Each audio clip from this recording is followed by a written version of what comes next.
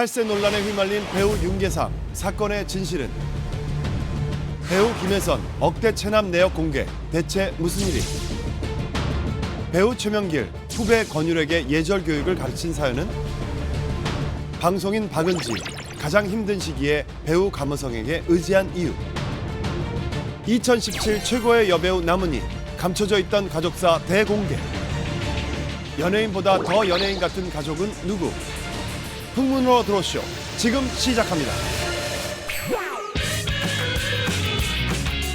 한 주간 뜨거운 이슈를 정리해드립니다. 발로 뛰어 얻은 생생한 정보도 드립니다. 풍문으로 들어오시오.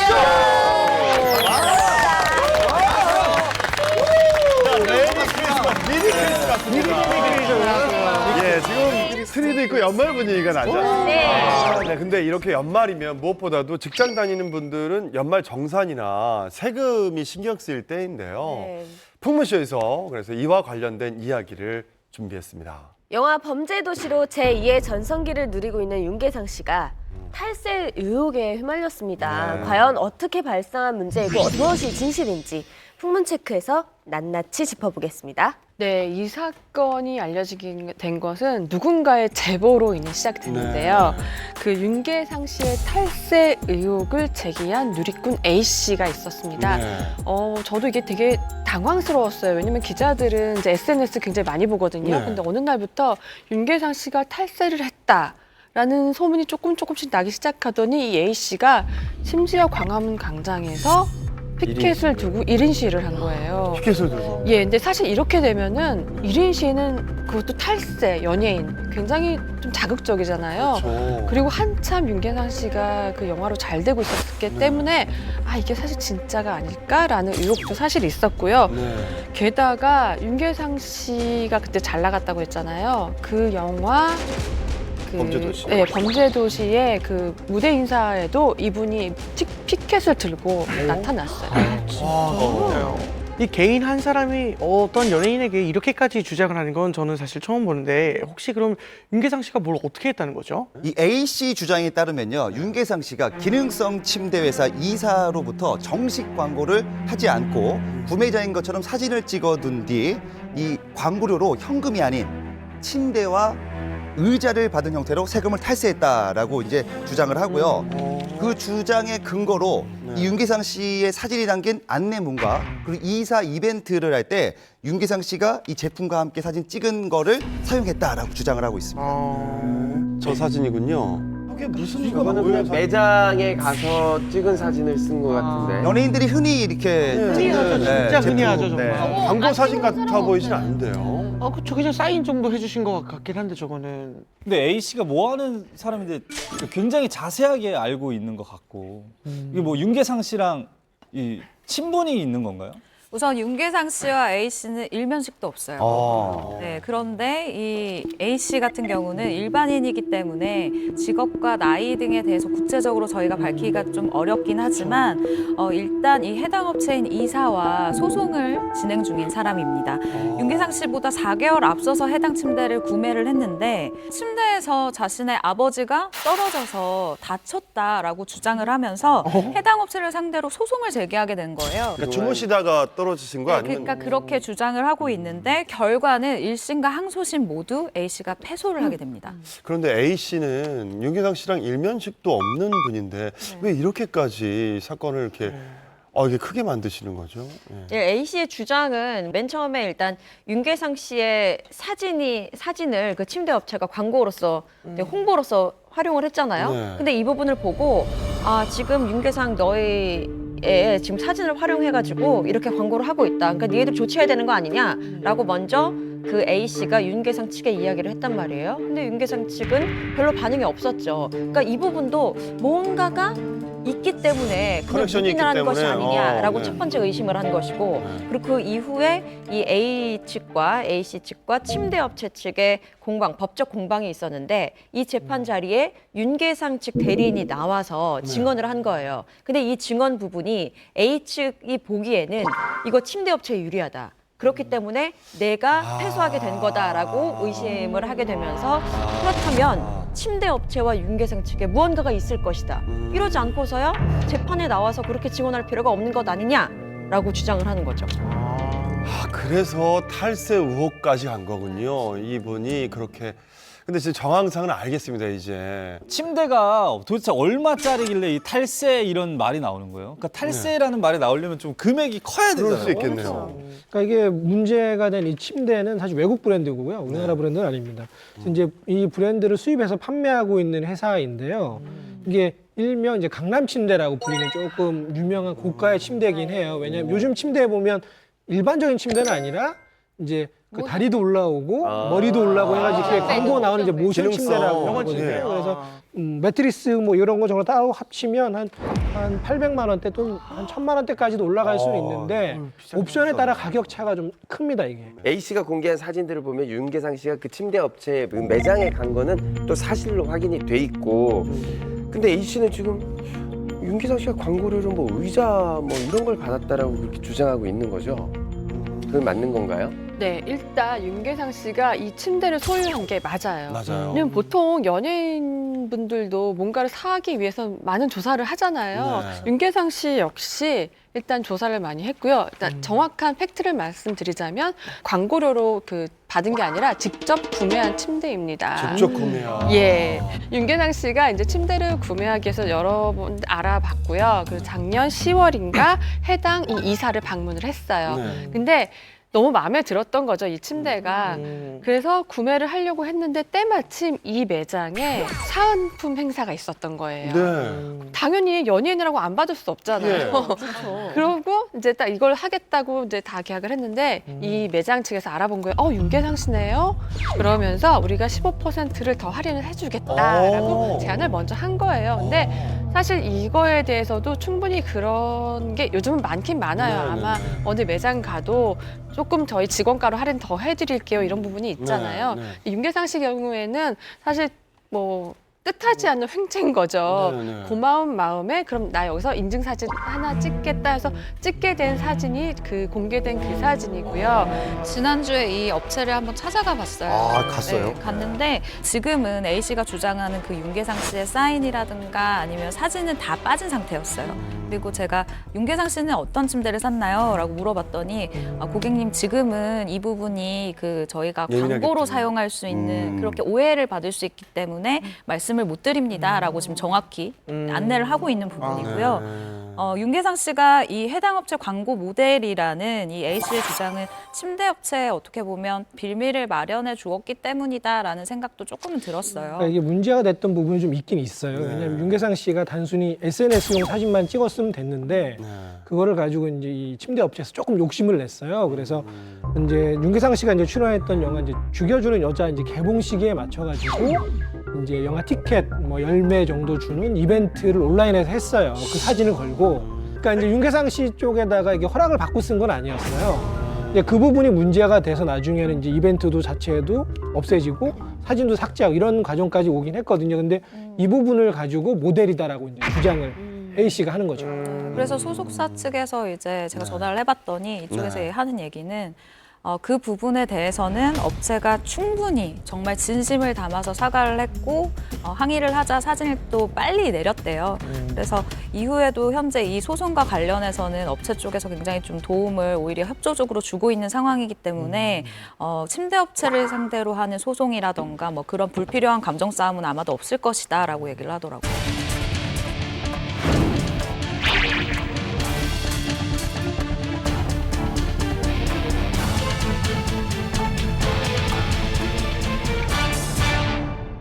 왜 A 씨는 계속해서 그러니까요. 윤계상 씨의 탈세를 주장을 하는 걸까요? 이 A 씨가 인터넷에 윤계상 씨의 그 탈세 의혹을 유포하기 전에 지난 9월에 윤계상 씨의 이 탈세 제보를 이 국세청에 신고합니다. 그리고 이 국세청으로부터 통보받은 내용을 공개했는데 통보문을 증거로 내세우면서 이 A 씨는 이렇게 얘기합니다. 국세청에서 조사를 하려고 하니까 윤계상 측이 탈세 사실을 감추기 위해 뒤늦게 소득세 수정 신고를 한 것이다라고 주장을 합니다. 사실 갑자기 이 상황에서 소득세 수정 신고를 했다고 하면 누가 들어도 혹시 뭔가 있지 않나라고 생각할 수 있잖아요. 근데 윤계상 씨가 갑자기 이렇게 한 이유가 있나요? 이 부분에 대해서 이제 질문을 했었는데 윤계상 씨 측에서는 이렇게 답변을 줬습니다. 일단 최초 사진을 없애긴 했지만 이미 이 사진이 상업적인 용도로 퍼져버린 상황이잖아요. 근데 이 부분에 대해서 도의적인 책임을 이제 세금을 다시 내는 부분으로 지겠다라는 것으로 저는 해석을 했어요. 그러니까 나중에라도 이 사진을 보는 사람들이 광고 모델로 우리는 내려달라고 했으나 또 그렇게 잘못 인식할 수 있는 부분이잖아요. 그래서 그 부분을 정말 보수적으로 이제 해석을 법적으로 했었을 때 침대를 구매하면서 할인받은 금액을 다시 세금 신고를 하고 이제 납부를 완료하게 됐다라고 얘기를 했습니다. 그렇군요. 그 실제로 국세청의 이 통보문에 저는 잠깐 조금 의문이 좀 생겼던 게 뭐냐면은 그 A씨 주장대로 만약에 탈세를 했다 그리고 이 정황이 맞다 하면은 이대로 그냥 이게 통보문만 보내고 끝나는 게 아니라 진짜 그거에 대한 조사가 들어가거나 그러지 않을까라는 생각을 하는데 이거는 좀 어떻게 될까요? 이게 좀 재밌는 게 그러니까 저희도 이제 뭐 공공기관이나 국가기관에 이제 민원이나 뭐 문자나 이렇게 이메일이나 이렇게 게시판을 통해서 민원을 넣을 수 있거든요. 근데 그렇게 넣으면 이제 답변이 와요. 무조건 오게 돼 있거든요. 지금 이제 국가기관에서 이제 하는 건 민원 처리는 무조건 답변을 주도록 그게 규정이 돼 있어요. 그래서 담당 공무원들이 다 있습니다. 민원 처리 담당 공무원들이. 근데 이게 그 내용을 보면 이게 사실 이게 좀 형식적이고 뻔한 내용이에요. 민원이 워낙 비슷하거나 이제 뻔한 민원들이 같은 경우에 이렇게 비슷하게 민원이 답변이 옵니다. 그래서 그냥 단순히 탈세를 했다 뭐 이런 게 아니라 그냥 형식적인 답변이지만 조금 딱딱하게 쓰니까 이제 그렇게 더 보이는 게 있는 거죠.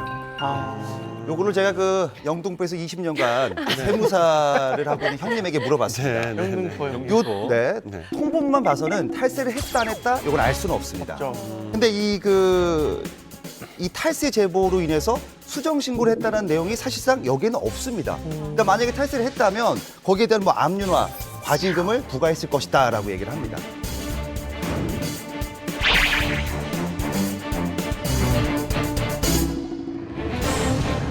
자, 일단 A 씨와 그 윤기상 씨 서로의 주장이 너무나 다른데요. A 씨가 탈세 증거로 제시하는 것이 또 있다고요?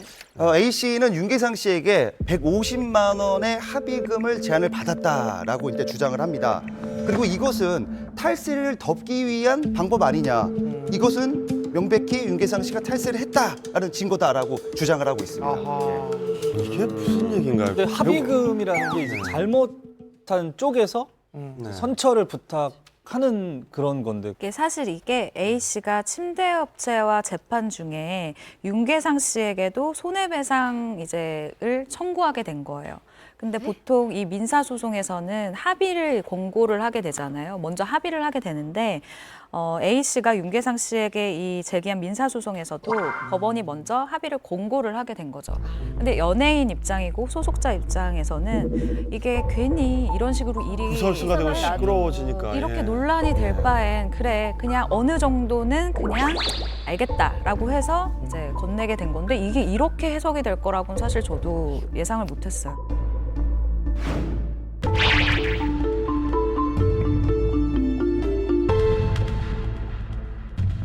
탈세라는 걸 일단 단어를 달아주면 기사가 막 나가는 순간부터 윤계상 씨 요즘 굉장히 좋잖아요. 근데 이미지 조금이라도 사실 사람들이요 그 단어를 딱 보는 순간에는 그 다음부터는 탈세? 막 이런 식으로 연관을 짓는단 말이에요. 그래서 정말 죄가 없는데도 불구하고 그게 꼬리표가 될 수도 있는 상황이기 때문에 저희 입장에서 굉장히 억울할 수밖에 없는 것 같아요. 요즘에 포털 사이트, 검색 사이트 보면 이렇게 검색어 순위가 올라오잖아요.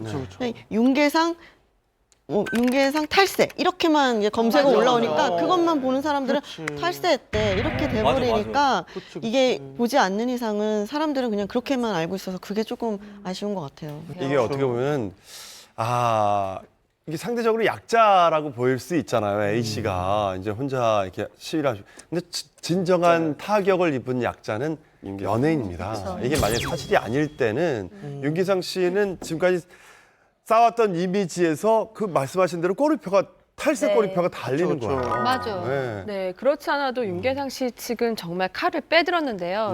이것 때문에 소속사 대표님이랑 통화를 했어요. 그랬더니 지금 현재 상황으로는 이제 침대 업체에서도 윤계상 씨한테 본의 아니게 폐를 끼쳤다, 미안하다라는 네. 공식 입장을 밝힌 상황인데요. 이런 거 자체가 연예인한테 주는 피해가 너무 크고 이거는 끝까지 소송을 통해서 가겠다라는 이미 굉장히 붕괴를 했어요. 그래서 그래요? 일단은 예. 최근 A 씨를 상대로 허위 사실 적시에 관한 명예훼손으로 고소를 했고요. 일단 현재 경찰의 조사가 진행 중입니다. 저는 윤계상 씨 측근에게 들은 얘기인데 이 기사가 터지기 전에 사실 저는 살짝 언지를 들었었어요. 네. 윤계상 씨가 요즘 스트레스를 너무 많이 받고 있다. 윤계상 씨가 생각해보면 데뷔 이후부터 지금까지 그렇게 큰 뭐 나쁜 사건 사고에 휘말린 적이 없던 그런 스타예요. 그렇기 때문에 이번 사건에 대해서 더욱 스트레스가 크게 다가오는 것 같고 또 만약 이 사건이 의도적으로 윤계상 씨의 이미지를 깎아내리기 위함이었다면 정말로 선처는 없을 것이다라고 생각이 들어요. 그래서 우선은 A 씨도 이제 무고죄로 맞고소하겠다고 이미 입장을 밝힌 상태고요. 그래서 고소가 계속 쌍방간의 고소가 진행이 계속 될 거예요. 그래서 좀 시간도 좀 걸리고 지금 이제 고소가 사실은 3자예요. 윤계상 씨, 이제 그 소비자 A 씨, 그리고 이제 침대 업체까지 막 다 얽혀 있거든요. 그래서 우선은 지금 침대 업체랑 그리고 이 윤계상 씨 측은 상호간에 협조를 해가지고 A 씨를 상대로 고소를 계속 진행하겠다라고 지금 이미 적극적인 협조를 하겠다고 의사를 밝힌 상태입니다. 그래서 침대 업체 쪽에서도 이제 만약에 윤계상 씨의 이런 뭐 명예훼손 관련된 고소가 진행이 되면 참고인으로 나가가지고 분명히 뭐 법적 증언이라든가 이런 것도 다 진술하겠다라고 의지를 밝히고 있는 상황입니다.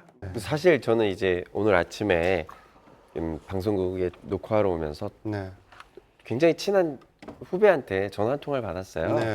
뭐 형 제가 하는 어떤 일이 사업이 있는데 이거 저기 SNS에 사진 한 장만 좀 올려주시면 어떻게 해서 제가 평소 같으면 다 올려줍니다. 뭐 돈을 받고 안 받고 이걸 떠나서 저는 그냥 친한 지인들 후배들이 잘 되는 게 좋아서 그래 해줄게 했는데 오늘 주제가 딱 이거라는 걸 듣는 순간 야 이것도 사진 하나 찍어주는 것도 되게 조심스러운 행동이구나 라는 게 불현듯 생각이 나더라고요. 근데 이게 실제로 사회 현상 중에 하나가 이제 많이 TV 프로그램보다 SNS 쪽으로 좀 넘어갔잖아요. 근데 이게 조금 애매모호해진 게 없지 않아 있는 게 사실 그 SNS에 팔로워 수가 50만 명이에요. 그러면 시청률로 따지면 1%예요 벌써. 근데 그렇게 해서 야 이거 좀 하나만 올려주라 뭐 해주라 그럼 이미 TV 광고가 아닌 그냥 지인을 통한 광고를 사실상 1%짜리 프로그램에다가 광고한 거랑 다름이 없는 그런 굉장한 효과거든요. 근데 또 이게 하다 보니 어떻게 보면은 광고료가 지불이 안 되는 경우도 너무 많고 이렇게 지내다 보면은 신분을 해주는 경우도 너무 많고 이게 사실 정리가 안 돼 있긴 해요. 아직 법망에 따라오지 못하는 거죠. 근데요, 박하나 씨 같은 경우에는 이런 일 있었어요? 근데 사진 저희는 찍어주고. 이런 경우가 굉장히 많아요. 네. 협찬을 종종 받기도 하고 심지어 제가 전에 드라마 했던 그 안에 PPL이라는 것들이 네, 많잖아요. 네, 근데 네. 이제 한 요식업인데 그 케이스 이제 상자를 저희 포스터를 붙인 거예요. 근데 그걸 저희 배우들하고 얘기를 하지 않았거든요. 배우들이 다 나왔는데 그래서 이거 문제가 되지 않을까? 이게 회사들이 다 모였는데도 어쨌든 드라마를 위한 홍보용이고 해서 저희는 그냥 좋게 넘어갔어요, 솔직히. 어이구. 근데 꽤 그걸 사용을 오래 했거든요. 저도 이런 경우가 몇 번 있었는데 한 번은 이제 제가 지금 회사가 없으니까 무슨 방송 프로그램에 출연을 하려고 그러니까 매장 가서 제가 돈을 주고 샀어요, 옷을. 그리고 그 옷을 입고 나갔는데 그 브랜드에서 유소영이 어디 프로그램에서 입고 나온 옷 하면서 제 사진을 이렇게 캡처해서 쓰시더라고요. 그래서 제가 직접 연락을 해서 제가 제 돈 주고 산 겁니다. 그래서 죄송합니다 하고 이제 내려주셨고. 윤계상 씨의 탈세 의혹에 이어 팩트를 체크해봐야 할 다음 풍문은 뭘까요? 네, 두 번째로 체크해야 할 풍문은요. 억대 체납 명단이 공개돼 논란이 된 사건입니다. 이게 어떻게 된 일일까요? 네, 지난 11일인데요. 국세청 홈페이지와 세무서 게시판에 2017년 고액 상습 체납자 명단 2만 1,000여 명이 공개가 됐습니다. 예, 이제 여기 명단에는 유병헌 일가와 그리고 그룹 회장들의 명단이 있었고요. 여기에는 또 하나 배우 김혜선 씨와 구창모 씨가 이름이 올라와 있어서 논란이 됐습니다. 고액 체납자라고 하면 제가 잘 몰라서 그러는데 그러니까 얼마 이상 세금을 내지 않았을 때 그 고액 체납자로 분류가 되는 건지. 이게 발표 기준이 매년 좀 달라지는데요. 그러니까 작년에는 이제 고액 체납액이 3억 원 이상. 근데 올해는 2억 원 이상으로 좀 하향 조정이 됐고 이제 고액 상습 체납자 명단은 이제 3월에 이제 공개가 먼저 되는데 근데 이제 그 공개되기 전에 먼저 될 겁니다라고 이제 그 체납하고 있는 분들한테 다 전달을 해줘요. 그 사이에 그러면 만약 그 체납액의 30%를 내면 그 명단에서 빼줍니다. 근데 이제 그 30%를 안 낸 사람들이 이번에 다 공개가 된 거죠. 그렇다면 어쨌든 이번에 그 두 분이 2억 이상을 체납했다는 얘기잖아요. 구체적인 금액이 나왔나요? 먼저 김혜선 씨는 종합소득세 4억 700만 원을 체납했고요. 구창모 씨는 양도소득세입니다. 3억 8,700만 원의 세금을 납부하지 않은 것으로 나타났어요. 김혜선 씨는 얼마 전까지만 해도 예능 프로그램에 출연했었고 지금은 드라마 촬영 중이라고 들었거든요. 근데 그러면은 이제 어느 정도 수입이 있을 텐데 왜 세금을 내지 못한 걸까요? 네, 사실 이번 체납 이야기를 하기 위해서는 김혜선 씨의 아픈 과거 이야기를 잠시 하긴 해야 될 것 같아요. 일단 김혜선 씨는 두 번의 이혼 경력이 있습니다. 95년도에 재미교포 유학생과 첫 번째 결혼 생활을 했었는데 성격 차이로 2003년에 알려진 대로 이혼을 하게 됐었죠. 그리고 이듬해에 두 번째 결혼을 올리게 됐는데 이마저도 사실 그렇게 오래 가지는 못했어요. 예, 과거에 김혜선 씨랑 인터뷰를 했을 때 이 내용에 대해서 이미 토로한 적이 있었어요. 근데 사실 기자 입장에선 이때가 영화 관련 인터뷰였는데 영화 얘기를 하다가 자연스럽게 가족사가 나온 거예요. 근데 이 얘기를 정말 구구절절히 하시는데 아 이렇게까지 힘들 수가 있을까라고 사실 기자 입장에서 조금 안타까웠는데요. 그 내용이 뭐였냐면 김혜선 씨가 이제 두 번째 결혼 생활을 했을 때 처음에는 이제 무난하게 잘 있었어요. 그런데 이제 어느 순간에 남편이 좀 끊임없이 돈을 좀 요구한 거예요. 근데 이게 이제 연예인이고 뭔가 수입이 많이 나온다고 생각했기 때문에 아마 그랬을 것 같은데 이게 너무나 과도하게 돈을 요구한 거예요. 그러다 급기야 촬영장까지 찾아왔는데 흉기를 들이민 거예요, 남편이. 예, 그래서 그때 저는 그 김혜선 씨가 말하는 표정을 잊을 수가 없어요. 그 얘기를 기자한테 말하는 거 되게 쉽지 않거든요. 근데 이게 우리가 다 이 정도로 알고 있을 거라면 본인은 모든 걸 다 내려놓은 상황이에요. 근데 이제 이혼을 이때부터 결심을 하게 됩니다. 근데 이혼을 하는 과정도 쉽진 않았어요. 왜냐하면 두 아이를 이제 양육권을 내가 갖겠다 했더니 그러려면 위자료를 내라라고 한 거예요. 근데 아이들은 또 무슨 죄예요? 그래서 김혜선 씨 같은 경우에는 내가 다 모든 것을 감수하겠다라고 해서 선택한 것이 남편의 빚을 모두가 채무를 떠안게 된 거예요. 그러면서부터 김혜선 씨의 빚은 이렇게 시작이 된 건데요. 또 이제 하다 보면 이제 빨리 돈을 갚고자 하는 생각에 사업을 하셨는데 2012년이에요. 본인이 투자 사기를 당하는 바람에 엎친데덮친 격으로 빚은 계속 늘어날 수밖에 없는 상황이었어요. 감당할 수 없을 정도면 김혜선 씨 빚이 어느 정도까지 늘어난 거죠? 그러니까 투자 사기 당하고 이제 2년인 2014년에 빚이 14억 원이 넘었어요. 네. 그러니까 이제 그래서 문제가 이제 더 이상 갚을 수 없다라고 해서 사실 연예인이 개인회생을 신청하는 일이 많지가 않거든요. 사실 또 원하질 않잖아요. 그렇게 드러나기를. 근데도 이제 개인회생을 신청하고 반납계획서도 제출하고 그리고 이제 지난해 얼마 전까지 10억 원을 갚았어요. 사실 되게 열심히 이제 빚을 갚으신 거죠. 그리고 남은 게 이제 4억 700만 원인데 이게 이제 지금 공개된 게 그 금액이 이제 4억 700만 원이 된 거예요.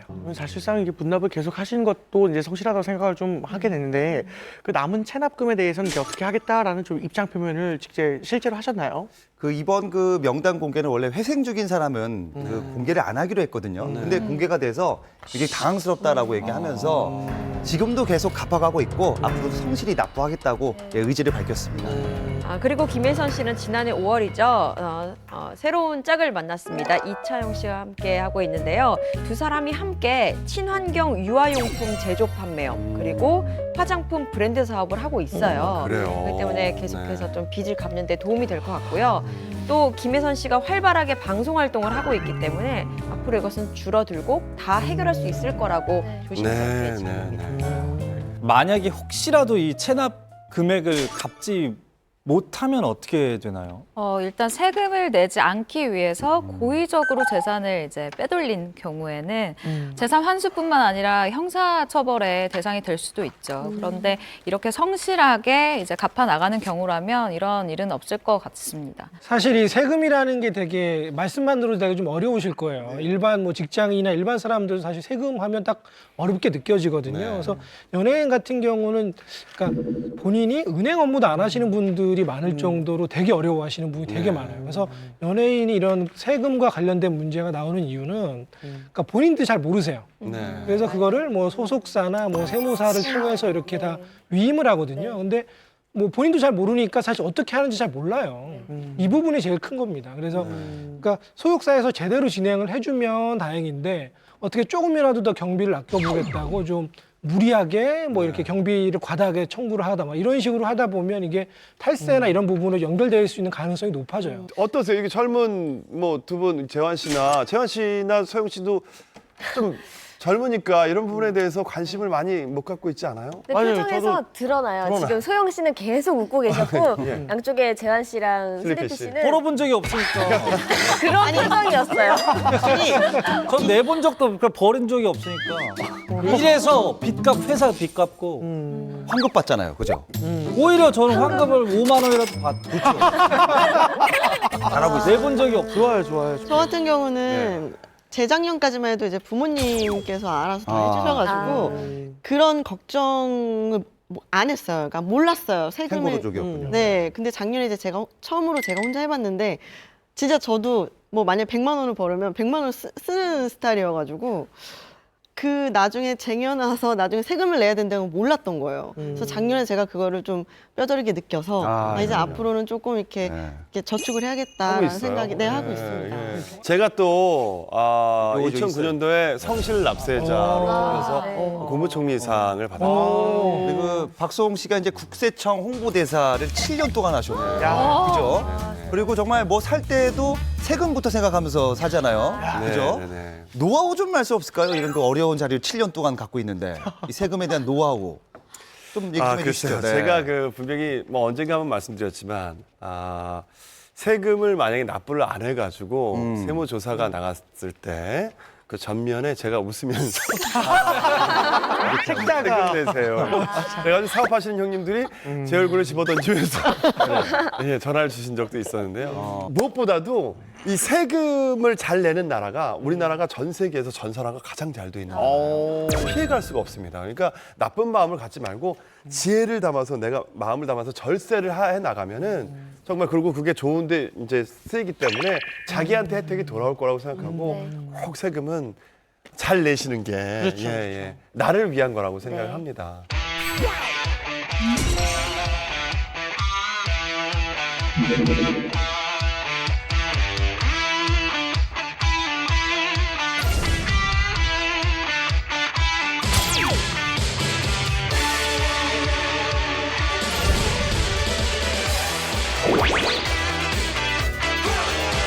자, 이번에는 연예계에서 알게 모르게 전해지고 있는 비밀스러운 풍문을 다뤄볼까 하는데요. 네, 오늘 풍문 스타 가문의 비밀입니다. 최근 드라마 도깨비에서 김곤 씨의 첫사랑으로 출연해서 얼굴을 알린 신인 배우가 계신데요. 바로 정혜인 씨입니다. 이분은 본인이 정약용 선생의 직계 6대 손이라고 사실을 밝혀서 화제가 됐었는데요. 정혜인 씨뿐만이 아니라 연예계에는 미처 알지 못했던 이런 정말 나라에서 알만한 저 역사에서나 볼만한 인물들의 핏줄이 있습니다. 며칠 전에 배우 권율 씨가 인터넷 검색어 순위 1위에 이름이 올라서 관심을 받았는데요. 혹시 무슨 일이 생긴 거 아닌가 하고 깜짝 놀랐는데 알고 보니까 가문의 비밀에 대한 것 때문이었다고요? 네, 맞습니다. 검색어 1위 나오고 사람들이 탱구대첩 권율 장군 나왔나 이렇게 생각했는데 전혀 아닙니다. 바로 그 권율 씨인데 이 하정우 씨가 별명으로 샤이니보이라고 할 정도로 굉장히 그 핫한 배우입니다. 이 권율 씨는 누구냐면은 이 천만 영화죠. 이 영화 명량에서 이 최민식의 아들 이순신의 아들로 정말 강한 인상을 준 연기를 했었고요. 권율 씨가 네, 최근에는 그 S본부에서 드라마 귓속말의 주연을 맡기도 했습니다. 그렇군요. 대단한 분이에요. 네. 권율 씨가 검색어 1위에 오른 건요. 그의 핏줄이 남다르기 때문인데요. 바로 모두 다 아시는 분이에요. 저는 압니다. 예, 배우 최명기 씨인데요. 예, 그 두 사람의 관계가 알려지면서 바로 검색어 1위를 찍은 거죠. 최명길 씨 뭐 숨겨둔 아들 여보세요. 아, 그렇게까지. 숨겨둔 동생? 네, 맞습니다. 뭐라고요? 진짜요? 근데 아들은 아들인데 네. 최명길 씨의 아들이 아니라 최명길 씨 언니의 아들이에요. 원아 네, 최명길 씨인 거죠. 언나라니 조카지. 언니 아들. 언니 아들, 언아. 언나도. 아, 지금 사진이 나오네요. 선글라스 쓰신 분이 최명기 씨였구나. 닮지는 않았습니다, 냉정하게. 두 사람, 저 권율 씨와 최명기 씨의 관계를 미리 알고 계셨던 분이 혹시 이 자리에 계신가요? 전 오늘 알았어요. 저 알고 있어요. 유세영 씨가 알고 계셨어요. 저는 이제 권율 씨랑 12년 인연이 있습니다. 그치, 없는 연예인이 어림께서 있어요. 은근히 마당발이에요. 아니 유소영 씨는 참 이렇게 잘생긴 남자 연예인들 다 알아요. 저희 의지는 아니었고요. 저희 학교 선배님이셨어요. 그래서 이제 저 1학년 때 이제 대선배님이셨는데 학교에서 너무 유명했어요. 너무 훈남이시고 후배들을 너무 잘 챙겨주셔서. 근데 이제 저희 동기들끼리 얘기해 주기를 최명길 씨 조카다라는 얘기를 들어서 진짜 막 이랬는데 근데 저희 학교에서 되게 유명했던 게 하정우 씨, 정경우 씨 그리고 권율 씨 셋이 그 룸메이트였어요. 서로 합의를 봤네. 그렇네. 다 방송에서 서로 얘기를 얼마나 많이 서로 했겠어. 친했겠죠. 네, 그래서 그런 거 그 세 분 비밀로 다 하자고. 이쪽 집안이 다 이렇게 방송가 쪽이시잖아요. 그래서 네, 그런데 이제 데뷔를 한 걸 딱 보고 에이 그래서 설마 최명길 씨가 이제 이모라고 말하지 않을까라는 생각을 했는데 정말 끝까지 얘기를 안 하고 있다가 이제 나중에 이제 좀 잘 되고 나서 이게 이슈화가 되더라고요. 최명길 씨와 권율 씨는 가족 모임을 통해서 자주 만나긴 한데요. 그런데 또 이런 데서 또 선배라고 막 또 이렇게 잔소리를 하면 조금 주눅들까 봐 하진 않는데요. 단 한 가지가 있다고 합니다. 네. 예의 범절. 이거에 대해서는 정말 되게 심하게 얘기를 하셨나 봐요. 그래서 촬영장에서는 사람들한테 어떻게 대해야 하고 그리고 아마 암묵적으로 그것도 있을 거예요. 너 내 조카인데 보는 사람, 지켜보는 사람 많다. 분명히 저는 있었을 거라고 생각해요. 그래서 너무 이 예의 범절에 대해서 말을 많이 하셔서 그런지 한 번은 집에 이제 이모가 온다고 하니까 권율 씨가 문을 잠가 버렸다고 그런 얘기도 한 번 한 적은 있고요. 예의 범절이 조금 된 건데요.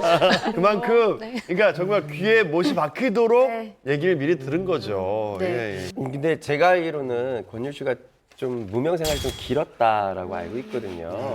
주목받는 데까지 좀 시간이 좀 오래 걸린 것 같아요. 네, 맞습니다. 진작에 이모가 최명길이다 이러면 훨씬 좀 빨랐지 않았을까 싶은데 왜 그랬을까요? 저 같으면 바로 얘기했을 것 같거든요. 됐을 것 같아요. 누군데요? 왜냐면은 그러니까 조금이라도 주목을 받거나 어떤 막 검색어 오르기도 정말 힘든 일이라고 저는 생각을 하고 있는데 그런 식으로라도 조금 도움을 받고자 할 수도 있는데 왜 굳이 말을 안 한 걸까요?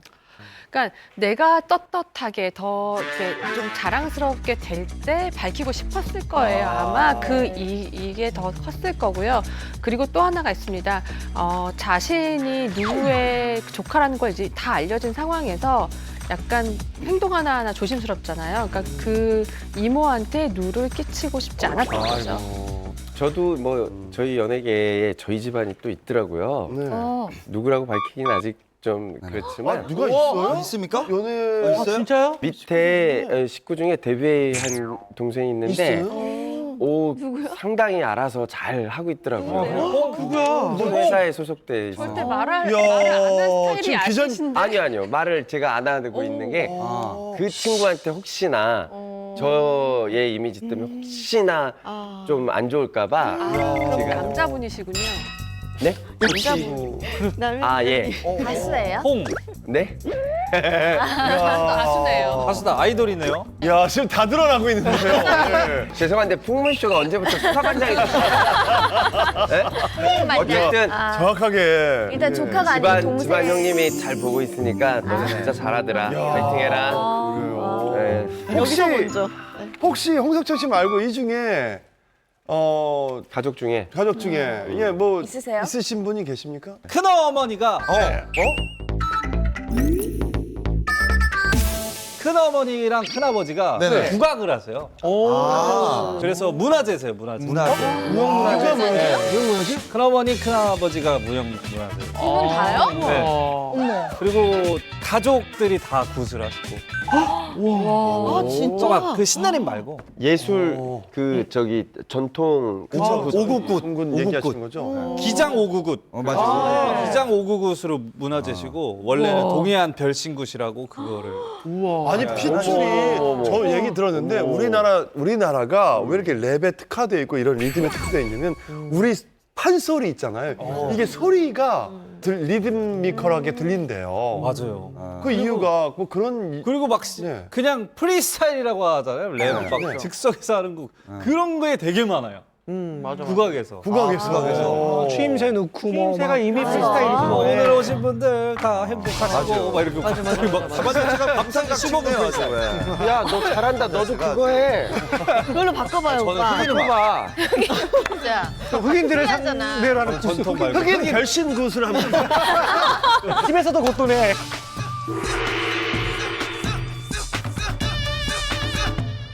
최민규 씨와 권율 씨만큼이나 놀라움을 주는 의외의 가족이 또 있죠. 예. 네.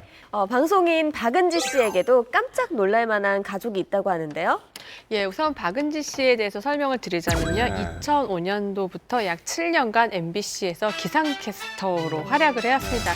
당시에 박은지 씨의 옷, 그리고 그날의 뭐 말투, 그 예보에 따라서 정말 많은 기사들이 쏟아졌고요. 지금 여기 계신 분들 중에서도 그 기상캐스터 하시는 모습 보셨는지 모르겠는데 네. 박수홍 씨가 이렇게 활짝 웃으시는 거 보니 자주 보셨겠네요. 저는 자주 봤습니다. 저는 같이 보면서도 진행도 했고요. 저는 보면서도 왜 그렇게 사람들이 남자들이 열광을 하는지 저는 이해할 수가 없었어요. 네, 저는 은주랑 친한데 이게 뭐 네, 저도 하도 사람들이 그 박은지 기상캐스터가 이제 화제가 돼서 네. 저도 잠깐 본 적이 있었어요. 네, 근데 네. 정말 이 라인이 정말 예술이더라고요. 저는 박은지 씨 하면은 그거 한참 너무 이제 볼륨이 좋다 보니까 지금 뻥이 들어가는 거다. 이런 거 논란이 됐던 적이 있었잖아요. 저는 그게 늘 기억만 남는데 그만큼 정말 대단한 라인을 가지고 있었던 대단한 라인.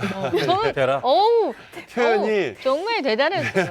부러웠어요. 근데 그 박은지 씨가 그 대단한 몸매를 갖기까지요 굉장히 많은 노력을 했고요. 네. 인터뷰할 때마다 물어봤었거든요. 본인은 이미 준비된 연예인이었어요. 그래서 운동도 열심히 했고 가장 그 억울했던 부분이 그 뽕이었어요. 맞아요. 예. 그래요.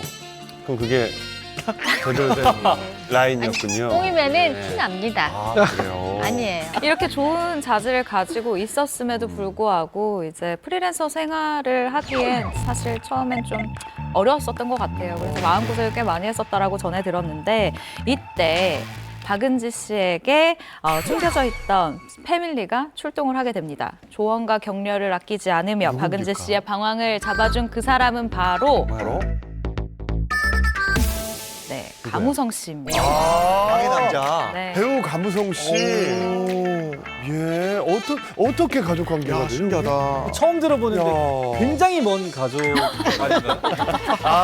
뭐 6천 정도. 예, 예. 닮진 않았으니까. 다른가? 저 슬리피 씨 이해 편하게 제가 알려드리겠어요. 잘 들으세요. 네. 예. 강우성 씨 아내분이 박은지 씨의 이종 사촌 언니입니다. 그러니까 한마디로 친척 형부예요. 그렇죠? 형 부르면 됩니다. 원래는 이종 사촌이 더 친해요. 그래서 그럼요, 예. 꺾겠네요. 근데 박은지 씨 SNS를 보면 이 두 사람이 굉장히 좀 친하구나라는 걸 알 수 있는 부분이 있어요. 아, 친하네. 여기 있네요. 그래요. 어렸을 때부터 저 예전 데이트하고 모습이네요. 뭐 결혼 신혼 초부터 뭐 그런 때 사진일 텐데 네. 다 아시다시피 박은지 씨 굉장히 미모가 훌륭한데 가운데 있는 가무성 씨의 부인도 그러네요. 굉장히 아름답습니다. 근데 아까 말씀드렸다시피 박은지 씨가 방송 활동을 하는 데 있어서 형부가 초반엔 조언을 좀 확실히 해줬었던 것 같아요. 좋은 프로그램은 네가 지금 하고 있는 프로그램이 좋은 프로그램이다. 네가 집중을 하지 않고 겉돌면 누가 널 섭외를 하겠냐라고 굉장히 맞습니다. 어떻게 보면 뼈 있는 조언이죠. 근데 이걸 가족이 아니고서야 좀 해주기 어려운 조언이 아니었을까. 아무성 씨 저기 결혼은 미친 짓이야 찍었거든요. 저랑 좋은 것 같습니다. 제가 가문홍 씨 인터뷰 했을 때가 이 박은지 씨의 관계가 알려졌을 때였어요. 그래서 한번 물어본 적이 있어요. 근데 가무성 씨가 살짝 약간 츤데레라고 할까요? 이분도 막 처음부터 살갑진 않아요. 근데 박은지 씨 부분에 대해서 물어봤을 때 굉장히 좋은 친구고 앞으로도 뭔가 가능성이 있다라고 얘기를 정말 신나게 하셨거든요. 근데 얼마 전에 박은지 씨가 예능 프로그램에 동생들이랑 나온 걸 언뜻 봤는데 피가 확실히 다르잖아요. 그러니까 그 집 가족들 다 예뻐요. 그래서 약간 연예계 패밀리로도 묶일 수가 있는데요. 그 첫째 동생인 박은실 씨는 언니를 따라서 모 방송사의 기상캐스터로 활동을 했었고요. 그 언니 둘이 또 기상캐스터이다 보니 아마 막내 동생 박은홍 씨도 나도 언니 따라 하고 싶어라고 아마 했을 거예요. 그리고 아마 노하우로 많이 전수를 받았겠죠. 그래서 기상캐스터를 준비를 하고 있었고요. 자연스럽게 언니들과 함께 그 예능 프로그램에 나온 적이. 소영 씨는 혹시 아세요? 저는 이제 박은지 씨는 모르고요. 이게 은실이랑은 친구예요. 신기하네. 더 신기해, 더 신기해. 신기하네. 어디서 만나는 거야? 둘째 동생. 둘째 동생. 첫째 동생이죠. 첫째 동생. 네, 그러니까 둘째 둘째. 딸. 그래서 저랑 친구인데 처음 봤을 때는 몰랐어요. 박은지 씨가 언니라는 걸. 근데 처음 봤는데 닮은 거예요. 그래서 닮았다라고 했더니 우리 언니야? 라고 하더라고요. 그래서 이제 알게 됐었고, 근데 이제 그 가무성 씨 처제라는 얘기는 못 들었었어요. 그리고 이제 뭐 아까 기상캐스터 할 때 이제 그때부터 친구였기 때문에 내일 날씨는 어때? 물어보고 날씨 알려주고 그랬었고요. 저기 일방적인 친구겠네요.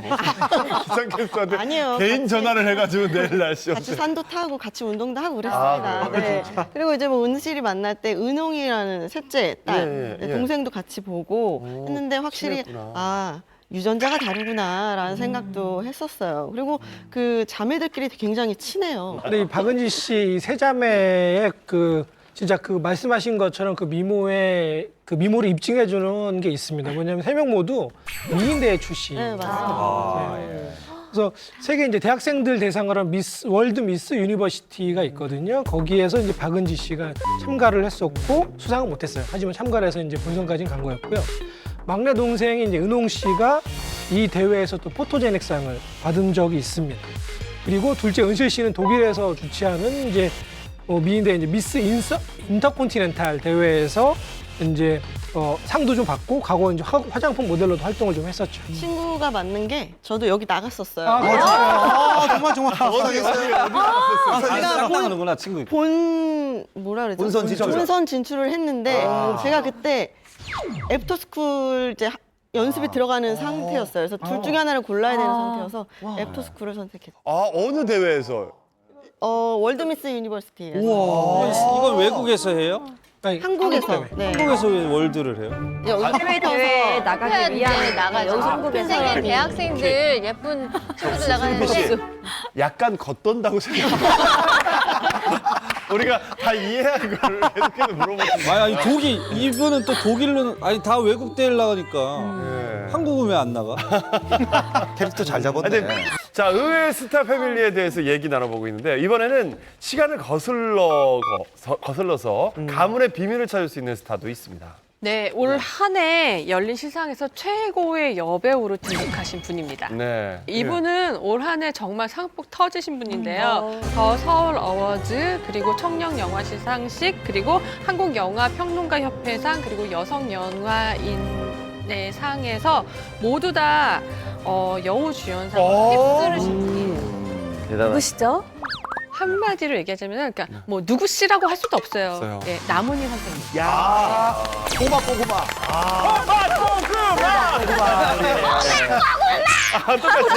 호박고구마. 예. 이게 이분이 데뷔 56년이시거든요. 그러니까 근데 이 연배에 이런 대단한 영광을 누릴 수 있게 만들어준 작품이 바로 I Can Speak입니다. 이 나문희 선생님은 직접 경험하지 못한 이 시절을 완벽하게 연기했단 말이에요. 이제 56년의 연기 내공도 있지만 이 그 남다른 사연을 지닌 가족이 있기 때문에 또 연기를 소화하지 않나 생각합니다. 그 주인공은 바로 이분이십니다. 한번 보시죠. 네. 이분이 누구신가요? 네, 이분으로 말씀드릴 것 같으면 한국 최초의 여성 서양화가 고 나혜석 선생님입니다. 네, 일제 강점기 때 활동을 했었던 작가이자 또 여성 운동가이신데요. 네, 3.1운동에 참여를 했다가 옥고를 치른 적도 있었습니다. 나문희 씨 아버지의 고모 이제 고모 할머니신데요. 예. 이제 검색을 해보면 프로필이 나오잖아요. 거기 보면 태어난 곳이 이제 나문희 선생님이 중국이에요. 이제 그 당시에 이제 중국에서 태어나셨는데 그 이유가 이제 고모 할머니이신 나혜석 작가님이 집안이 이제 그때 중국에서 공장을 크게 하셨어요. 그래서 공장이 잘 되니까 나문희 씨 아버지를 중국으로 불러서 같이 이제 생활을 하고 이제 같이 사업을 하셨는데 그때 이제 나문희 씨가 중국에서 태어나서 중국에서 자라다가 5살 때 한국으로 들어오신 거군요. 그런데 나문희 씨한테 연예계 패밀리가 또 있다고 하는데요. 또 있습니다. 예, 계속 나옵니다. 캐내면. 네. 여러 드라마에서 감초 연기로 감칠맛 난 연기를 했던 바로 배우 정승호 씨가 이 나문희 씨의 제부예요. 그러니까 여동생이 남편인 거죠. 정승호 씨의 또 아들이 누구냐면 나문희 씨의 조카죠. 뮤지컬 배우 바로 정원영 씨입니다. 정원영 씨. 아주 스타 패밀리예요. 예, 대단합니다. 아, 그렇군요. 집안이 다 잘생겼네요, 정원영 씨. 예. 다들 그 한 자락씩 하시는 분들. 그리고 저는 그 영화를 아켄 스피크를 그 이재훈 씨랑 친분이 있어서 이제 제 돈 주고 보러 갔는데 동생들 다 끌고 갔거든요. 관객 막 많아야 되니까. 근데 남은희 선생님 연기를 보고 다 동생들이 다 우는 거예요. 다 울었어요? 네. 이게 예전 이제 10년 전인데 2007년에 미국 하원 의회에 가서 청문회에서 일본 위안부 피해 사실을 영어로 직접 이렇게 연설해서 정말 전 세계적으로 큰 감동을 주셨던 이용수 할머니의 실화를 담은 영화예요. 여기서 나문희 씨가 그 할머니의 역할을 정말 리얼하고 감동스럽게 연기를 해주셨어요.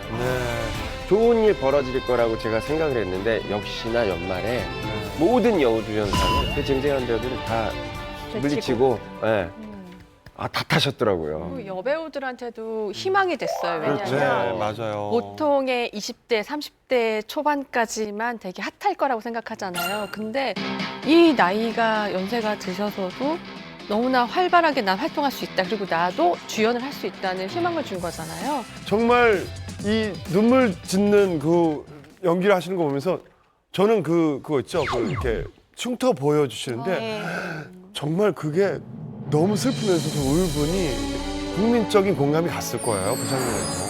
90년대 후반에 그 우리가 정말 사랑했을까라는 드라마를 했는데 그때 당시에 굉장히 서민적인 할머니의 모습으로 나오셨는데 중견이시라는 분들 이렇게 보면은 그냥 할머니, 엄마 이런 느낌에 가깝다면 나문희 선생님은 그냥 딱 봐도 배우라는 느낌이 정확하게 있으세요. 그래서 내가 나중에 나이가 들었는데 나문희 선생님처럼 누군가가 나도 이런 배우가 되고 싶다라고 생각을 갖게 해줬으면 좋겠다라는 바람을 갖게 하는데 절대 그럴 수 없을 것 같아요. 두 분의 그런 파워풀한 그런 느낌은 아무나 가질 수가 없을 것 같아요.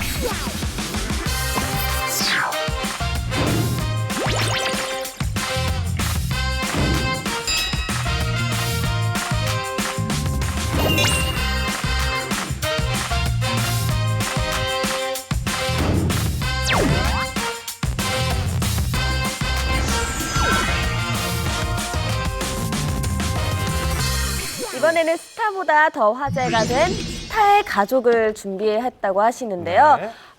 기자 서바이벌 오늘도 정말 너무너무 기대가 되는데 어느 기자님이 먼저 얘기를 해주실까요? 자, 스타트. 예, 제가 먼저. 네, 역시. S본부 미운 우리 새끼에서 활약하고 계신 분이죠. 바로 김건모 씨의 어머니 이선미 여사님입니다.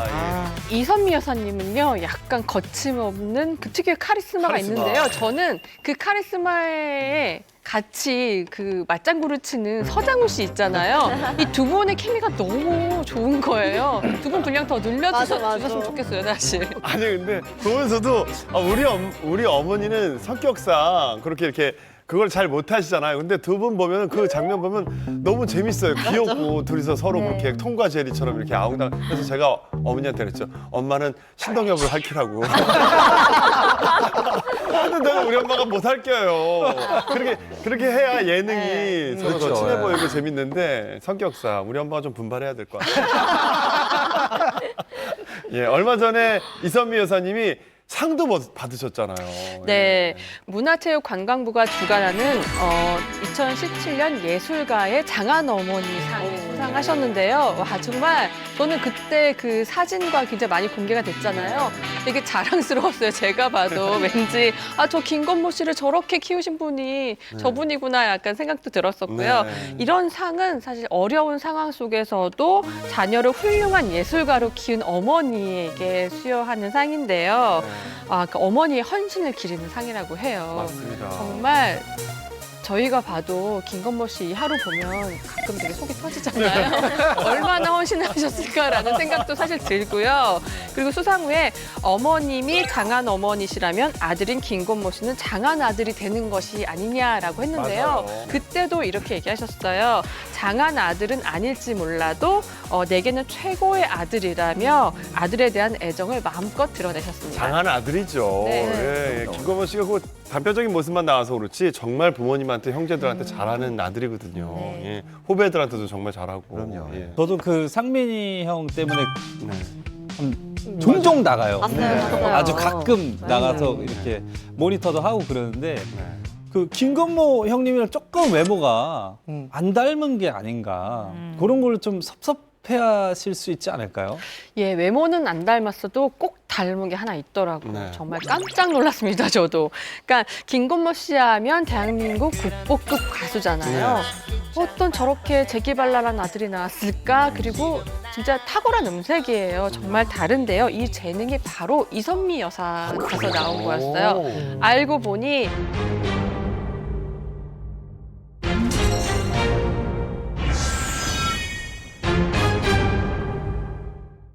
보니 이선미 여사가 이화여자대학교 성악과를 졸업하셨어요. 난 몰랐네. 네. 그래서 그냥 목청이 그냥 세셔. 매력이었네. 그러니까 약간 김건모 씨의 남다른 가창력은 이선미 여사에게서 나온 것이라고 해도 과언이 아닐 듯 싶습니다. 굉장히 인기가 많다 보니까 타 프로그램에서도 섭외가 굉장히 많을 것 같은데요. 예, 당연하죠. 워낙 입담이 좋다 보니까 네. 섭외가 정말 많이 온다고 해요. 그런데 그 인기에 비하면 광고나 출연 빈도수는 사실 적어요. 그런데 그 이유가 아무래도 노출이 잦아지면 아들에게 피해가 갈 수도 있지 않겠냐는 이게 어머니들의 생각이 있어서 그랬다고 합니다. 사실 모든 어머니들이 뭐 다른 방송이나 광고를 좀 이렇게 고사를 하는 이유가 일단 아들보다 잘 나가는 건 아니다라는 마음이 좀 있다고 해요. 그래서 네. 웬만하면 좀 이렇게 드러나는 일에는 조금 나서지 않으려는 경향이 있다고 합니다. 아니 우리 어머니도 처음에는 정말 내가 무슨 연예인도 아니고 광고를 찍냐고 그래가지고 제가 계속 설득했거든요. 저희 형하고 한때라고 물 들어왔을 때 노젓자고 제가 말씀을 막 드렸더니 그래도 가서 공익 광고만 막 고집하시다가 이번에 하나 하긴 했어요. 그것도 근데 얘기를 막 내가 연예인도 아닌데 촬영장에서 계속 내가 연예인도 아닌데 이걸 왜 했냐고 막 그러는 거예요. 그래서 엄마가 하는 게 아니라 내가 하는 거라고. 그런데 카메라 감독님이나 이런 분들은 내가 연예인이잖아 오래된. 근데 우리 어머니가 찍어요. 그러니까 나보다 커트수가 더 많았어요. 예, 그러니까 뜨긴 떴어요. 이렇게 사실 네 분의 어머니가 굉장히 인기가 높으신데 비해서 언론 노출이 그렇게 많지 않단 말이죠. 그래서 너무너무 궁금했었는데 그 비밀을 풀어줄 당사자가 여기 계시니까 두 가지 질문을 드릴 텐데요. 예. 첫 번째는 박송 씨, 어머니는 어떻게 미우새 출연을 결정하게 되셨는지가 궁금하고 두 번째는 네. 출연 제의가 들어오자마자 이거다. 해야 된다라고 하신 건지 아니면 좀 꺼려지는데라고 하셨는지 이 두 가지가 궁금합니다. 이게 사실은 처음에 저는 파일럿에 참여하지 않았었어요. 근데 봉충파를 야심만만 이후에 거의 10년 만에 출연하는 거였어요. 근데 굉장히 저는 개인적으로 저는 괜찮은데 어머니랑 이제 친구들은 성우가 계속 방송 열심히 하지만 이렇게 좀 이렇게 보이는 프로 좀 했으면 좋겠다. 근데 정작 그 어머니가 출연하는 조건의 프로그램이다. 저야 당연히 하고 싶었는데 그건 정말 형 엄마한테 물어봐야 될 것 같아요. 그랬는데 어머니가 첫 번에 그냥 이걸 그대로 얘기할게요. 있는 그대로 성희한테 도움이 되면 내가 부정물은 못 마시겠니? 그렇게 나 말하면서도 내가 진짜 울컥하는데 그게 엄마예요. 근데 그래서 내가 할것 같아.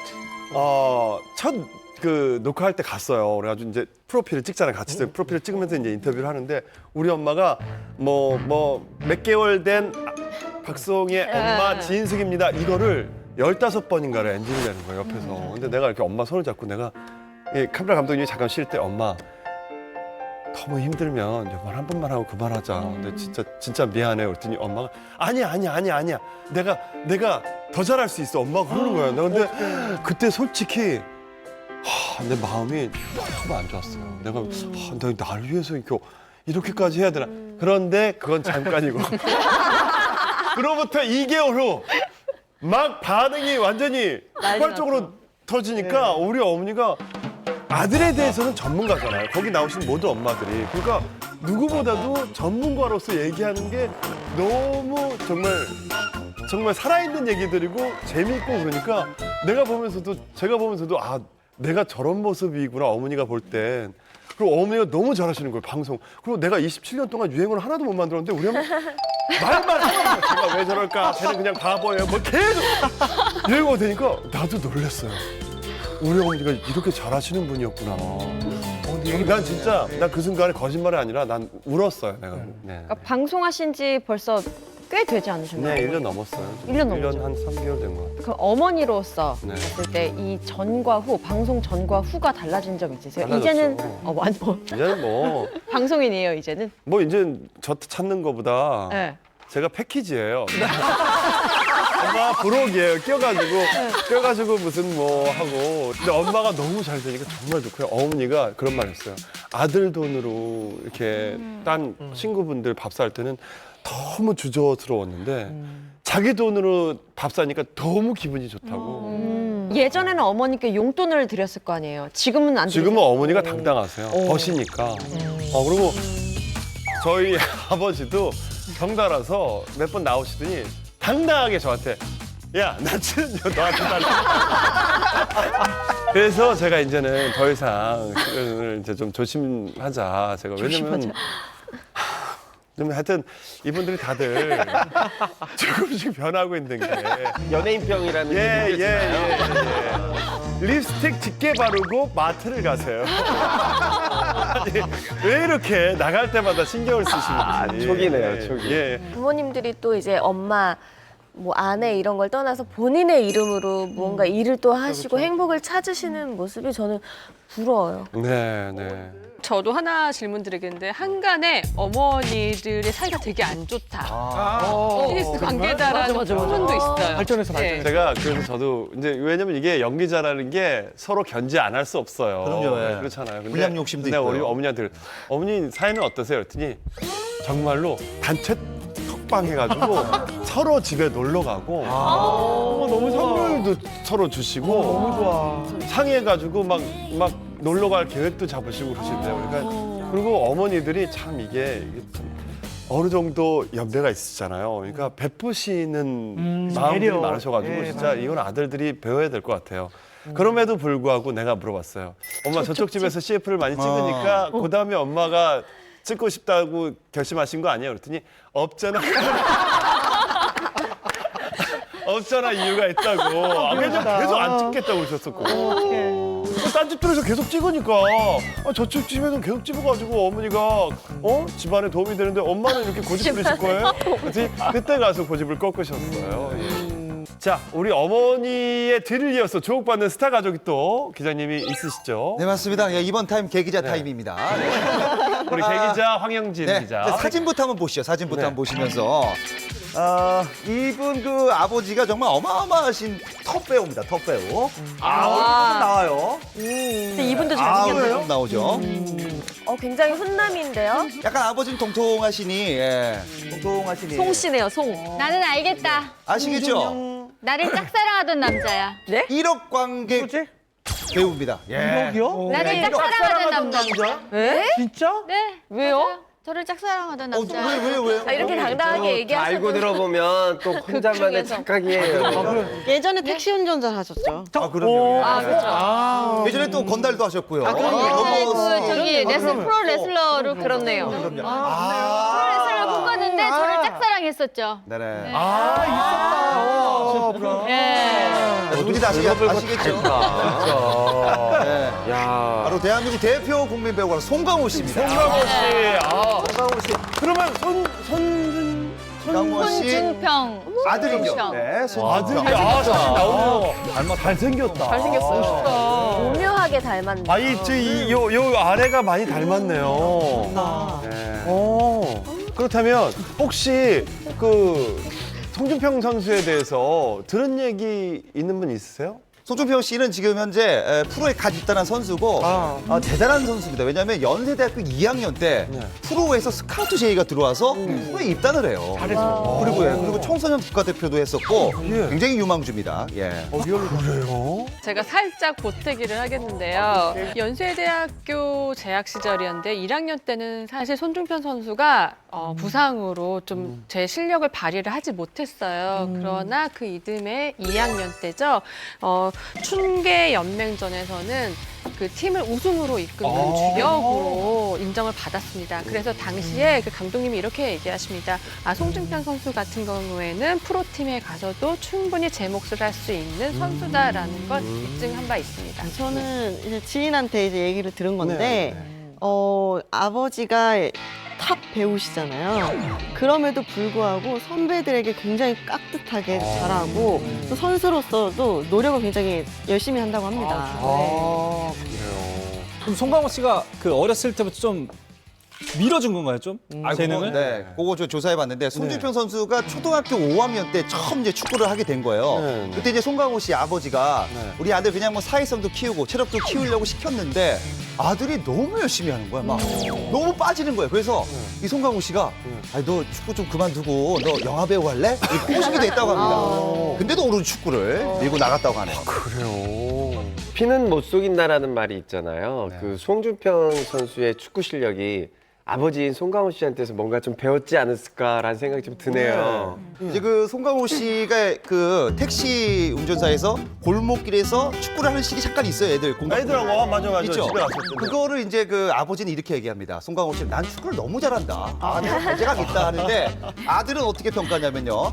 정말 운동신경 전혀 없다. 정말 체력도 없다. 평가자라고 표현을 합니다.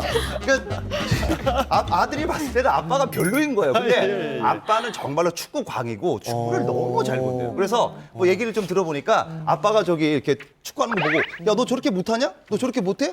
메시를 보고 자꾸 저렇게 왜 그렇게 못하냐? 이렇게 한다고 합니다. 축구를 너무 좋아해요. 아니 이게 음성이 지원이 돼 자꾸 송강호 씨 말투가. 그러니까 성격이 정반대예요. 아빠는 되게 조용하고 묵뚝뚝하고 칭찬도 잘 못한대요, 아빠가. 근데 아들은 굉장히 밝고 막 재밌고 이런 스타일이라고. 예, 영화계에서 굉장히 유명한 에피소드가 하나 있어요. 어느 술자리였는데 송강호 씨가 있었고요. 그 자리에는 박찬욱, 김지훈, 봉준호 감독 정말 우리나라 최고의 감독들이 다 있었던 자리인데요. 갑자기 이제 같이 밥을 먹으면서 막 얘기를 하고 있었는데 송강호 씨가 갑자기 어떤 전화 한 통을 딱 받더니 네 감독님 이러면서 벌떡 일어나더니 나가더래요. 근데 다들 당황스럽잖아요. 왜냐면 그 자리에 다 대한민국에 내놓으라는 감독들인데 대체 누구의 전화를 받고 누구야 이러면서 다들 좀 당황스러워했고 송강호 씨가 전화를 끊고 다시 들어오더니 나 지금 감독님이 불러서 나가봐야 된다고 해서 그 자리를 뜨셨다고 하는데요. 그게 알고 보니까 손준평 군의 축구 감독님이었던 거예요. 그러니까 정말 이게 뭔가 막 상상이 되잖아요. 그렇죠. 그럴 정도로 아들 바보다. 이게 굉장히 유명한 일화예요. 송강호 씨는 원래 술 하면 송강호라고 할 정도로 굉장히 좀 술을 좋아하시는 분으로 알려져 있고 영화 끝나고 촬영 끝나고 어떤 뭐 술 모임에 술자리에는 절대로 빠지지 않는 사람으로 유명하고 주도하기도 하고 또 술을 워낙 잘 드셔서 후배들이나 스태프들 같은 경우에 정말 오늘 저 선배한테 잡히면 오늘은 날아가는 날이다 라고 생각할 정도로 그렇게 술을 좋아하는데 정말 이 아들 일이다 하면 바로 그냥 박차고 일어나서 나가버리는 그 정도로 아들을 사랑한다고 해요.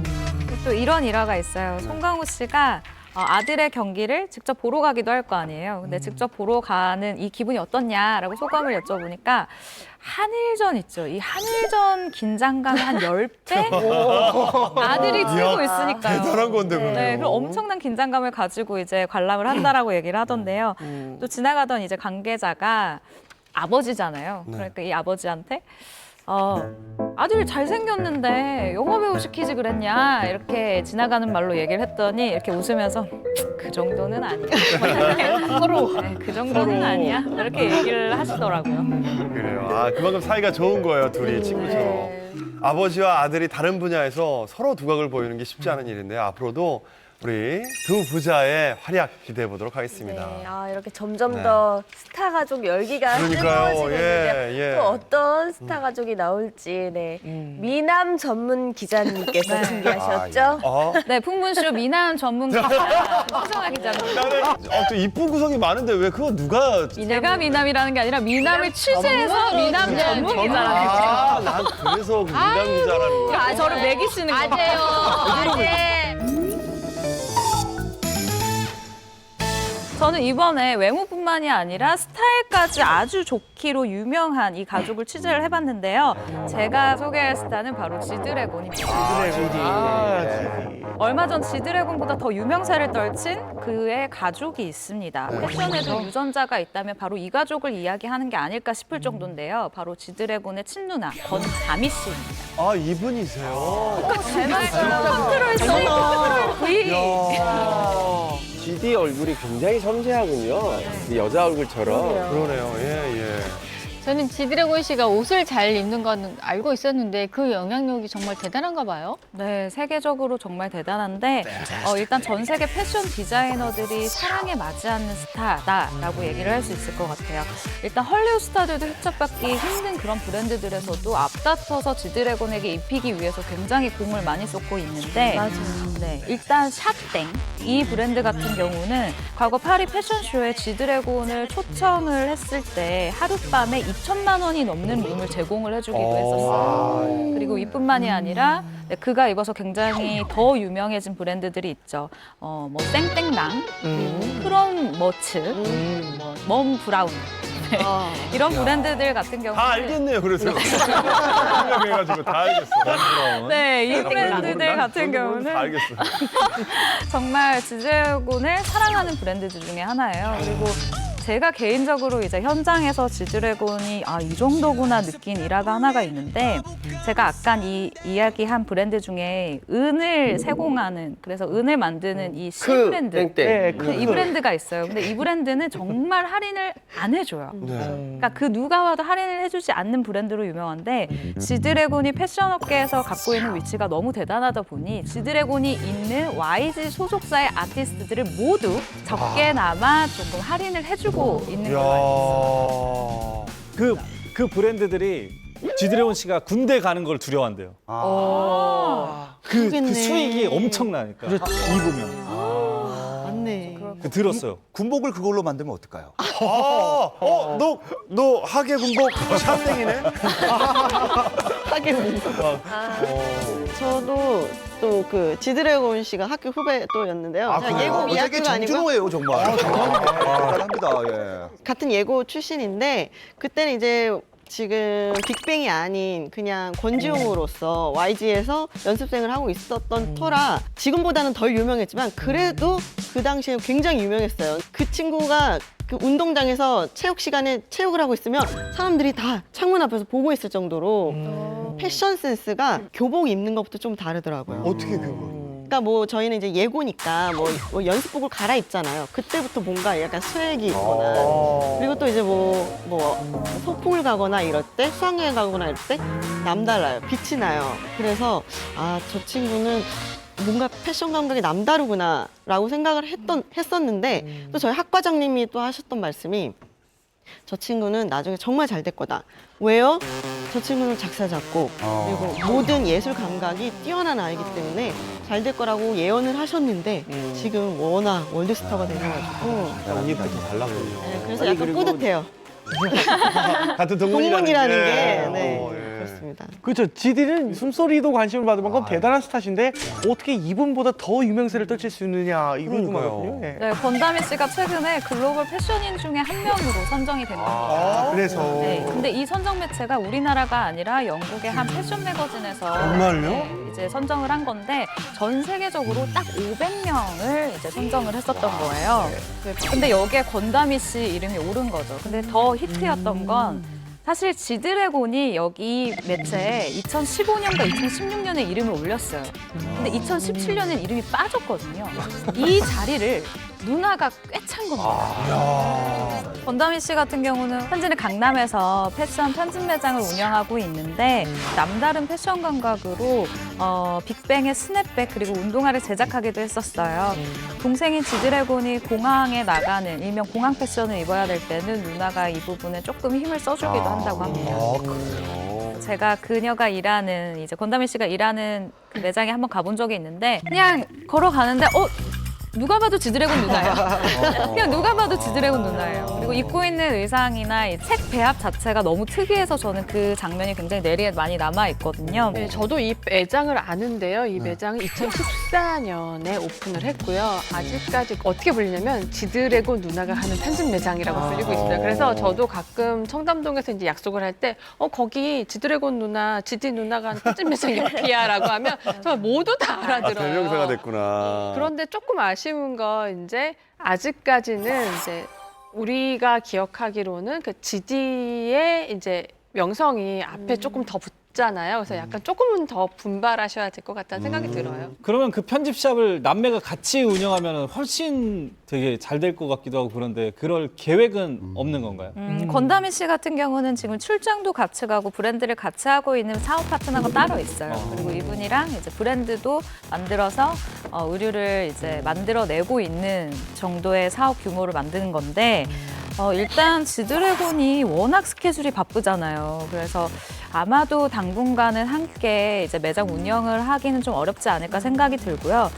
그래서인지 지드래곤이 이 누나 권다미 씨가 가게를 오픈할 때 이 이름을 직접 지어줬다고 해요. 네.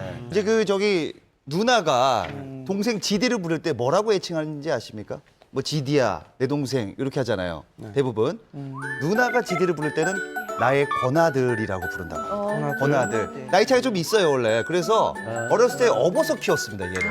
그래서 지디가 깜짝 서프라이즈 이벤트를 많이 해요 누나한테. 누나 방에다가 누나 갖고 싶었던 가방 같은 거 쓱 걸어놓고 누나 축하해, 뭐 누나 고마워 쓱 가고 나면 누나가 우리 권아들 왔다 갔다 하고 너무 좋다고 그렇게 사이가 좋다고 합니다. 어느 날 막 침대를 탁 열었더니 막 5만 원짜리가 쫙 깔려 있고. 근데 한 명도 아니고 남매가 동시에 패션 감각을 이렇게 뽐낸다는 거는 그 쉽지 않은 일이거든요.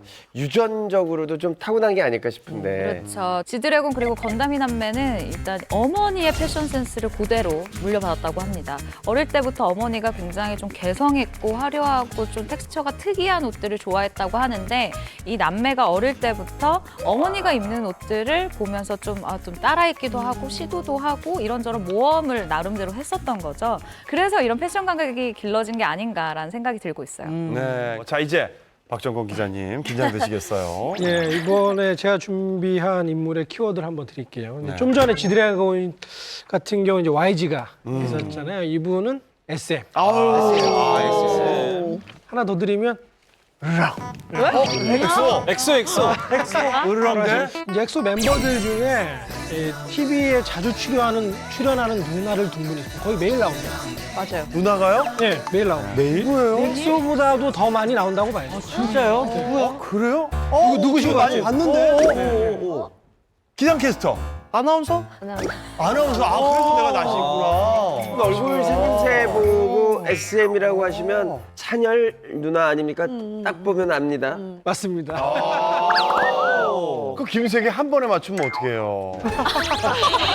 아, 저기 있네요. 아니, 너무 바로 나오니까 김희세서 그래.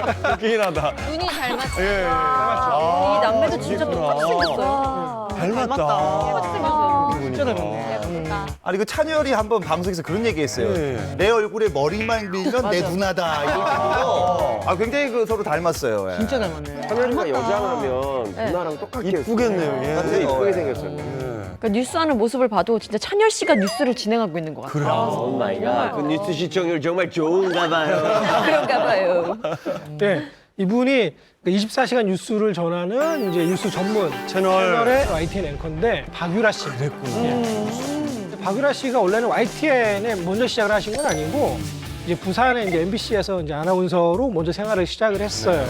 그래서 한 1년 정도 이렇게 생활을 했는데 그 당시에도 엄청나게 인기가 많고 부산 지역에서 명물이었다고 하더라고요. 그리고 이제 랩스타의 날씨가 좋아해 이런 이제 뮤직비디오에 출연도 했다고 하시더라고요. 누나는 앵커고 동생은 이제 한류 스타인 거잖아요. 그래서 그 뭐 이런 조합도 되게 뭐 흔하지 않기 때문에 좀 신기한데 얼마 전에 지난해 6월에 엑소가 컴백했을 때 당시 8개 음원 차트에서 엑소가 1위를 차지했어요. 근데 이 소식을 박유라 앵커가 직접 전하는 이제 뉴스를 전하는 게 나와서 이슈가 됐죠. 되게 아무튼 좋은 소식 전하는 거니까 굉장히 뿌듯하셨을 것 같아요. 어머님도 우리 아들이 1위를 했는데 그 1위를 보도하는 사람이 내 딸이고 이거 얼마나 뿌듯하시겠어요. 그러네요. 예. 그렇지 않을까요? 뉴스를 준비할 때 화면도 함께 이제 준비를 하잖아요. 근데 박유라 앵커 뒤로 이제 엑소의 동영상이나 이런 것들이 나오잖아요. 그래서 기술 감독님들이 이제 동생이 누구냐 잘 모르실 수 있으니까.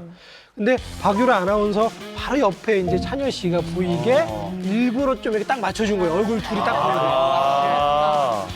그래서 이렇게 했던 후문이 들리고 근데 얼마 전에 또 재밌는 게 YTN 사보에 이제 찬열 씨랑 이제 박유라 씨랑 같이 인터뷰야. 네, 이렇게 나와가지고 또 아주 훈훈하게 또 만들어줬던 게 있죠. 그렇군요. 근데 찬열 씨를 보면 방송에 나와서 누나 자랑도 굉장히 많이 하고 누나 자랑이 좀 각별해 보이더라고요. 근데 그 저기 누나가 너무 예쁘니까 어린 시절부터 이제 찬열 군이 누나를 보호하려고 매일 데려다주고 매일 데리러 지금도 데리러 가고 흑기사 역할을 계속 하고 있고 본인도 멋있으면서. 네, 굉장히 연애 못해요. 그럼 찬열 군은 누가 그렇게 보호하면서 왔다 갔다 해주죠? 매니저. 말 좀 끊어주세요. 대단합니다. 누나 사랑이 대단해요. 네. 그래서 얼마 전에 사실은 이제 찬열 군 정도 되면 이 스케줄이 엄청 많잖아요. 네. 근데 이제 직접 이제 누나 약속 장소 데려다주고 이렇게 에스코트 하는 거를 좀 공개를 해가지고 또 한참 또 이슈가 됐죠. 야, 누나가 얼마나 저 이쁘고 불안하면은 근데 냅둬야 연애도 하고 싶어. 왜 그래요? 누나가 원할까요? 내 꼴 난다. 네, 지금 두 분 다 각자의 위치에서 굉장히 좋은 활약을 하고 계신데 누나 박유라 씨도 동생이 너무 굉장히 든든하고 뿌듯할 것 같고 찬열 씨도 너무 행복할 것 같아요. 그럼요. 서로가 서로한테 힘이 돼주죠. 예. 자, 혹시 다른 분들은 어떤지 궁금한데 내 가족이 방송에 출연해가지고 좀 유명해졌으면 좋겠다 하는 생각 하나씩 하세요? 저는 그 굉장히 반대예요. 그러니까 본인의 능력으로 유명해지는 건 모르겠는데 저희 아버지가 이제 동네에서 이제 일을 하시는데 당신의 딸은 탤런트인데. 연예인이니까 일 안 해도 배우인데. 되겠다라고 일을 안 주신다고 하는 거예요. 네. 그러니까 굉장히 다른 시선으로 보고 계시더라고요, 연예인이라는 거를. 그래서 저는 좀 반대예요. 그리고 친오빠가 장난으로 나도 뭐 배우 해볼까? 해야겠다. 정말 장난이에요. 저희 오빠는 정말 재능이 없어요. 정말 그냥 평범한 착한 그냥 선량한 시민인데 선량한 시민 그런 얘기를 장난으로 할 때마다 저는 생각이 좀 많아지더라고요. 제가 겪은 거를 굳이 제 가족한테 겪게 하고 싶지는 않더라고요. 왜냐면 하나 씨가 또 고생했기 네. 때문에 그런 부분에 대해서 내 가족이 겪길 원하지 않는 거예요. 네. 근데 의외로 슬리피 씨 아버님도 맞아요. 출연하셨잖아요, 방송에. 제 아빠가 엄청 하고 싶어요. 직접 저한테 이렇게 얘기해요. 나는 체질에 맞는 것 같아. 재질이 많이 좋았다. 준비되어 있구나. 그때 같이 출연했었거든요. 아버님이 다 살리셨어요. 너무 재밌었어요. 근데 노래에 욕심이 있어요. 굉장히 잘한다고 생각을 했어요. 트로트를 엄청 잘한다고 생각해서 그래서 제가 한번 던졌어요. 그럼 한번 요즘 뭐 디지털 싱글, 디지털 싱글 정도 하나 그러면 추억 삼아서 내는 게 한번 내보는 게 어떠냐 얘기했는데 지금 엄청 기대하고. 아니 이거 방송 프로그램 관계자가 보고 저런 거 기획하면 되겠다 그럴 수도 있어요. 한번 방송 그 관계자들께 한번 어필을 좀 아빠 어필을 좀 해주세요. 저희 아버지가 기다리고 계세요. 여러 가지 지금 일단 드럼 연주까지 가능하시죠. 준비되는데요. 춤다르냐고 아버지 자랑. 춤, 노래, 연기도 하시더라고요.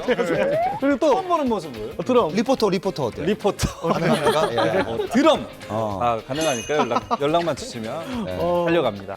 저희 엄마는 데뷔를 하실 뻔했었어요.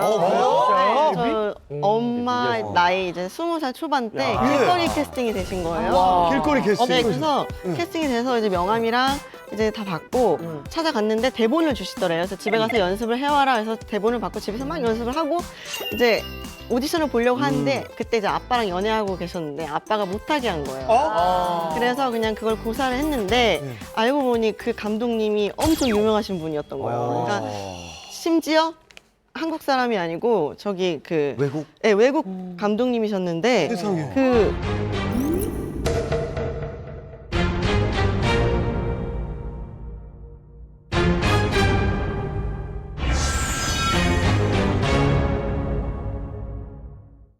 심지어 한국 사람이 아니고 저기 그 외국 감독님이셨는데 세상에. 그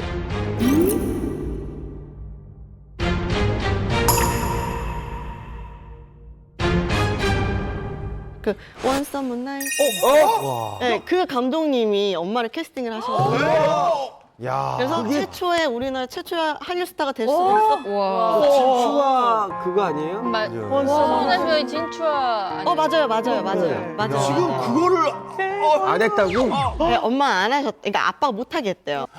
그래서 아무튼 안 하셨다가 이제 저를 결혼을 하시고 저를 낳고 방송 섭외가 들어온 거예요. 그러니까 어떤 거였냐면 KBS에 그 아침에 하는 마당에서 하는 거 있잖아요. 아침에 마당에서 하는 프로그램.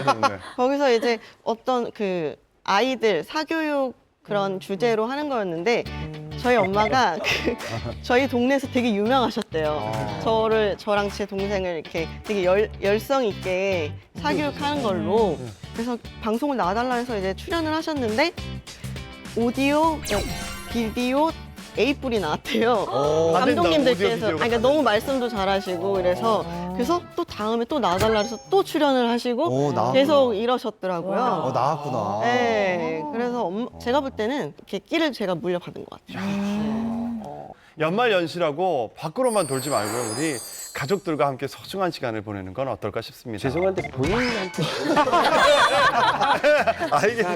예. 내 마음속에 넣어도.